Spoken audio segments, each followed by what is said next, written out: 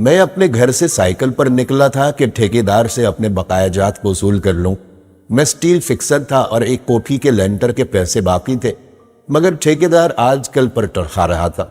میں سائیکل پہ جا رہا تھا کہ ایک شخص اپنا بچہ فٹ پاتھ کے کنارے لٹائے ہسپتال پہنچانے کے لیے ٹیکسی کا کرایہ مانگتا پھر رہا تھا۔ وہ کبھی کسی پیدل کا بازو پکڑ کر ہاتھ جوڑ دیتا، میرا بچہ بچا لیں، مجھے ٹیکسی کا کرایہ دے دیں، تو کبھی موٹر سائیکل والے کو ہاتھ دیکھ کر روکتا، کبھی کسی کار والے کے پیچھے بھاگتا کہ وہ کار میں اس کے بچے کو ہسپتال پہنچا دے۔ کوئی رکتا تو کوئی نہ رکتا، جو رکتا وہ بھی اسے گھور کر دیکھتا اور آپ والی سوچ سوچ کر اسے ڈانٹتا، کام کر کے کھانے کی نصیحت کرتا اور آگے نکل جاتا۔ میں جو سائیکل سائیڈ پہ روک کے ایک پاؤں زمین پر ٹیکے اس کا تماشا دیکھ رہا تھا، اچانک اس کی نظر مجھ پر بھی پڑی اور اس نے میری سائیکل کا ہینڈل پکڑ لیا۔ بھائی جان، خدا کے لیے میرے بچے کی زندگی بچا لیں، اس کو سخت بخار ہے، آپ نیچے اتر کر اس کو دیکھ تو لیں، آپ کو یقین آ جائے گا، آپ دیں گے تو شاید کسی اور کو بھی اعتبار آ جائے۔ مگر میں بھی آپ کی طرح سوچ رہا تھا۔ پھر جس جارحانہ انداز میں اس نے میری سائیکل کا ہینڈل پکڑ رکھا تھا، لگتا تھا کہ ادھر میں سائیکل سے اترا اور ادھر وہ سائیکل پکڑ کے بھاگ جائے گا۔ میں نے بھی اسے کام کر کے کھانے کی تلقین کی اور پچھلے جمعے میں سنی ہوئی حدیث اس کو سنا دی کہ کما کر کھانے والا اللہ کا دوست ہوتا ہے، اور اپنا ہینڈل چھڑا کر بڑبڑاتا ہوا آگے چل پڑا۔ حرام خور ہمیں بے وقوف سمجھتے ہیں۔ 2-3 گھنٹے کے بعد جب میں بقایا جات وصول کر کے واپس آیا تو وہ ابھی اسی جگہ کھڑا مانگ رہا تھا۔ بچے کو اب وہ سڑک کے پاس لے آیا تھا اور اس کے چہرے سے کپڑا بھی اٹھا رکھا تھا۔ وہ دھاڑے مار مار کر رو رہا تھا۔ اب وہ بچے کے کفن دفن کے لیے مانگ رہا تھا۔ میں نے سائیکل کو روک کر پاؤں نیچے ٹیکا اور میت کے چہرے کی طرف دیکھا۔ پھول کی طرح معصوم بچہ زندگی کی بازی ہار گیا تھا۔ میرے رونگٹے کھڑے ہو گئے۔ میں نے جیب میں جو کچھ تھا بقایا جات سمیت سب بغیر گنے نکال کر باہر پھینکا، اور اس سے پہلے کہ اس کا باپ میری طرف متوجہ ہو، سائیکل اس تیزی سے چلا کر بھاگا کہ گویا سارے شہر کی بلائیں میرے پیچھے لگی ہوئی ہے۔ میں گھر پہنچا تو میرا برا حال تھا۔ تھوڑی دیر کے بعد مجھے بخار نے آ گھیرا۔ بخار بھی کچھ ایسا تھا جیسا کہ کمر اور جسم کے دوسرے اعضاء ٹوٹ گئے ہوں۔ گھر والے مجھے ہسپتال لینے کے لیے نکلتے اور میں چارپائی سے چھلانگ لگا دیتا۔ مجھے ہسپتال نہیں جانا تھا، میں اسی بچے کی طرح ایڑیاں رگڑ رگڑ کر مرنا چاہتا تھا۔ 2-3 دن کے بعد بخار کو تو آرام آ گیا، مگر میں ذہنی مریض بن گیا۔ مجھے لگتا گویا میرا اپنا اکلوتا بیٹا جو 3 کلاس میں پڑھتا تھا، وہ اس بچے کے کفارے میں مر جائے گا۔ میں نے بچے کا سکول جانا بند کر دیا۔ بیوی کے بار بار اصرار کے باوجود میں بچے کو سکول تو کیا، دروازہ کھولنے کی بھی اجازت نہیں دیتا تھا۔ 40 دن گزر گئے تھے اور بچے کا نام سکول سے کٹ گیا تھا۔ بیوی نے اپنے بھائی سے بات کی جو دبئی میں ایک کمپنی میں کیشیئر تھا۔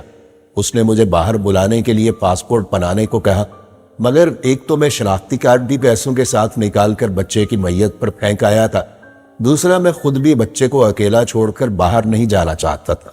وہ 40 دن میری زندگی کے 40 سال کے برابر تھے۔ 40ویں دن 10 بجے کے لگ بھگ ہمارے گھر کا دروازہ بجا۔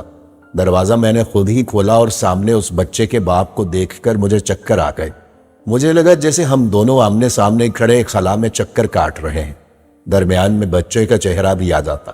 میری کیفیت سے بے خبر اس باپ نے مجھے دبوچ لیا اور پھوٹ پھوٹ کر رونا شروع کر دیا۔ وہ کچھ کہنے کی بجائے میری ٹھوڑی کو ہاتھ لگاتا اور اسے چوم لیتا، جبکہ میں پتھر کا بت بنے اس کی گرفت میں تھا کہ اچانک مجھے جھٹکا لگا اور میری چیخ کچھ اس طرح نکلی جیسے کسی کو پانی پیتے وقت اچھو لگ جاتا ہے اور پانی اس کے منہ اور ناک سے بہہ نکلتا ہے۔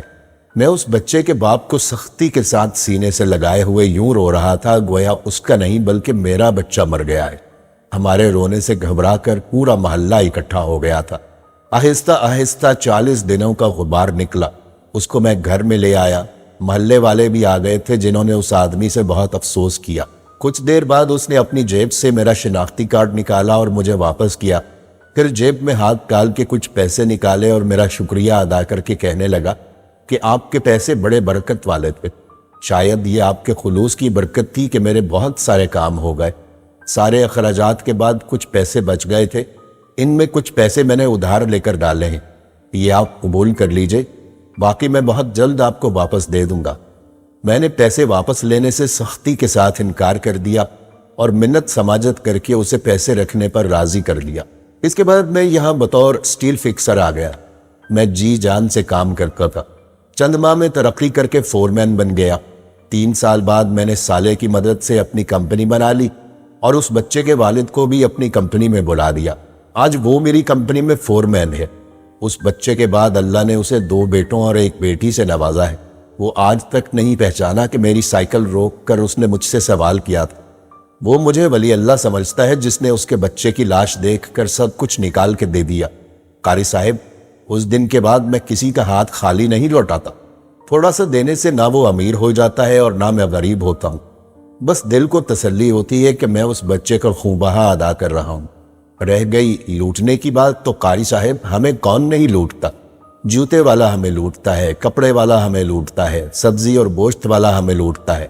اتنا لوٹنے کے بعد اگر کوئی ہمیں اللہ کے نام پر لوٹ لے تو شاید حشر میں ہماری نجات کا سامان ہو جائے کہ یہ بندہ میری خاطر میرے نام پر لوٹتا رہا۔